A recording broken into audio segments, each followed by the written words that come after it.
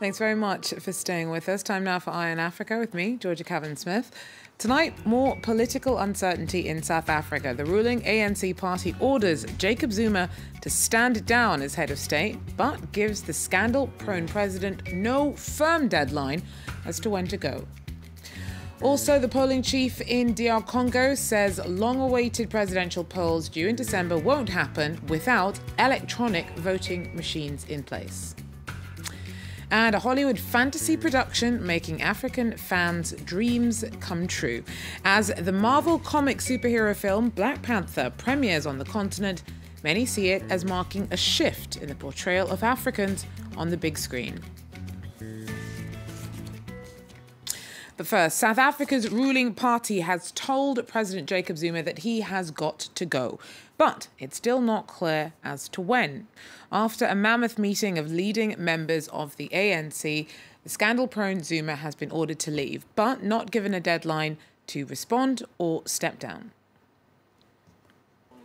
The ANC's decision to recall Jacob Zuma was supposed to be a step towards stabilising the government. But the lack of a timeline for his departure or a response from Zuma has only plunged the country into further uncertainty.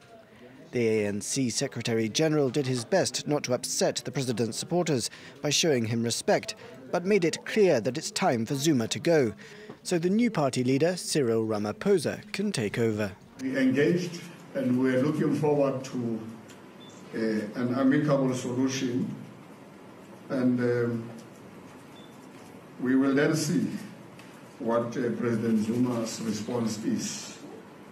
But it's obvious that we want Comrade Ramaphosa to come in as the President of South Africa. Zuma is said to have agreed to the principle of resignation and asked for 3 to 6 more months in office, a timeline the party has rejected. His presidency has been marred by corruption scandals, slow economic growth and record unemployment. Local media reported that the 75-year-old was pushing for an exit deal that included legal protections for himself, his family and other associates involved in controversial deals. But if Ramaphosa agreed to help protect Zuma from prosecution in any way, his own leadership would be tainted from the get-go. Ramaphosa must show that he can revive the economy and crack down on rampant government corruption if he's to boost the party's tarnished reputation ahead of next year's elections. Meanwhile, as the ANC makes slow progress with its power transfer, an opposition request for a no-confidence vote in Zuma is being considered by the parliamentary speaker. Well, for more about South African current political turmoil, Ashlyn Lang tells us more about the mixed messages coming out of the ANC and what that might mean for the party. There is continuing division in ANC's ranks. We heard today from Secretary-General Ace Magashule, who is or has certainly been until recently a very close ally of Jacob Zuma and implicated in the same corruption that's blighted his administration.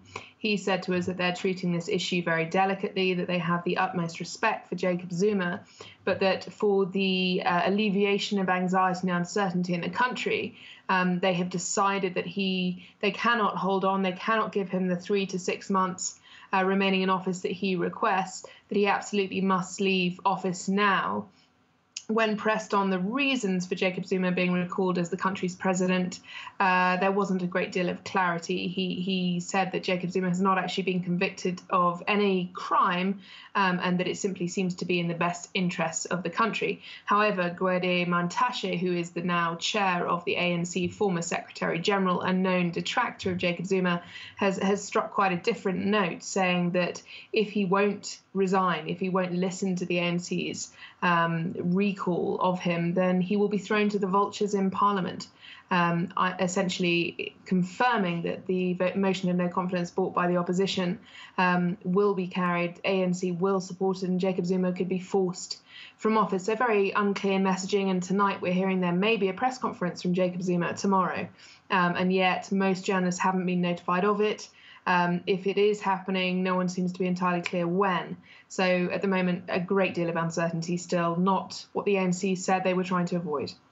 And how is all this confusion likely to affect Cyril Ramaphosa's clout going forward? Well, you know, it makes it incredibly difficult. A lot of people have defended Cyril Ramaphosa's approach to this incredibly thorny issue. Bear in mind, it took the party 9 months to remove Thabo Mbeki from power. And so many, you know, in his camp are arguing that he's doing pretty well to be extracting those sort of octopus-like tentacles of Jacob Zuma and his cronies from office already. The argument is that he needs to build consensus, that he needs to help Jacob Zuma's supporters to realise that this is the best approach to remove him from office. And yet, the longer this goes on, the more he and his faction of the ANC begin to look weak, begin to look sort of held, as we would say in England, by the short and curlies. You know, there seems to be something that Jacob Zuma has over them that is stopping them from really driving this home. Equally, the opposition is saying to me that they will be reminding people at every turn that Cyril Ramaphosa has sat by Jacob Zuma's side as his deputy for many years now. He's never spoken out, and he's recalled people like the Finance Minister Pravin Gordhan, sending the economy into freefall. And as a result, they don't feel, or perhaps politically they don't think it's expedient to support him taking over as the president, regardless of how, you know, the average South African might perhaps feel. Ashlyn Lang there for us in Cape Town. In other news, in Democratic Republic of Congo, long-delayed elections to choose a successor to President Joseph Kabila will not happen without electronic voting machines. That's the warning from electoral chiefs that came a day after Kabila, who's been in power for 17 years, faced international pressure to declare that he wouldn't be running again. Thomas Nicolon has more.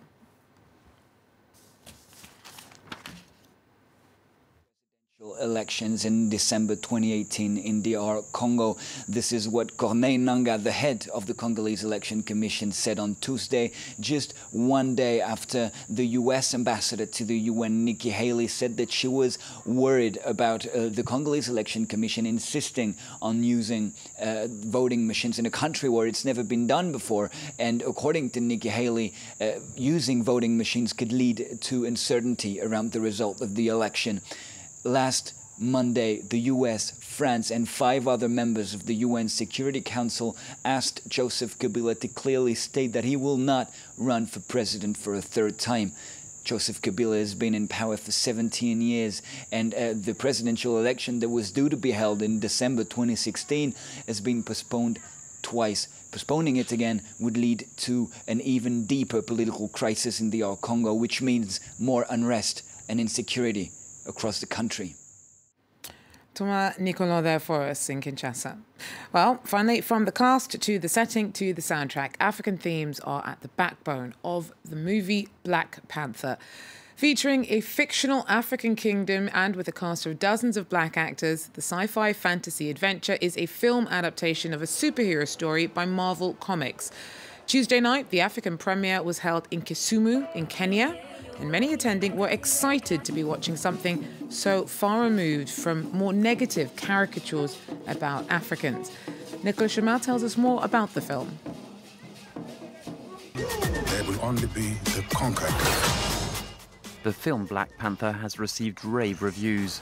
It's set in an imaginary African nation called Wakanda. For once, a Hollywood superhero movie has a predominantly black cast and is all about African pride. For a good man to be a king.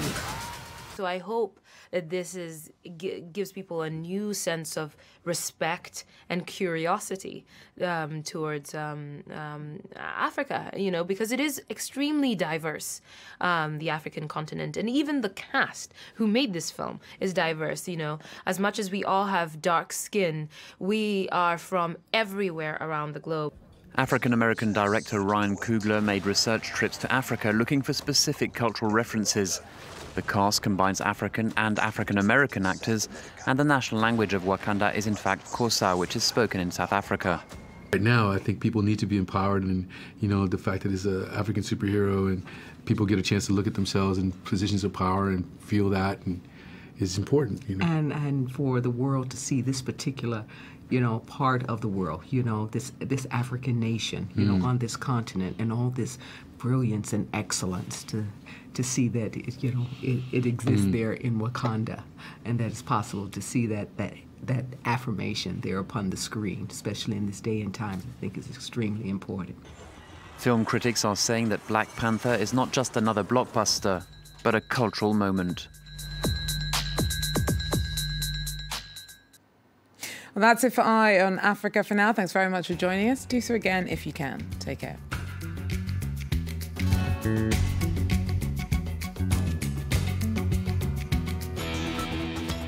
Revisited, presented by Stuart Northall. On June the 5th, 1967, the Israeli army invaded Egyptian Sinai, unleashing a war that would change the face of the Middle East. During the Six-Day War, Israel took rapid possession of the Golan Heights, the West Bank and the Old City of Jerusalem, holy sites for Jews, Muslims and Christians alike. It's a stranglehold that the Israeli authorities have maintained to this day. The Temple Mount and the Western Wall will forever remain under Israeli sovereignty. 50 years later, East Jerusalem still symbolizes the ascendancy of Israel, whose settlements policy has created tensions which are as strong today as ever and make the atmosphere in Jerusalem unique in the world. Revisited on France 24 and France24.com. Middle East Matters, presented by Sanam Chantier. Keep up to date on the latest from the Middle East. We bring you political, economic, and cultural events from the region in this weekly Middle Eastern program. Middle East Matters on France 24 and France24.com.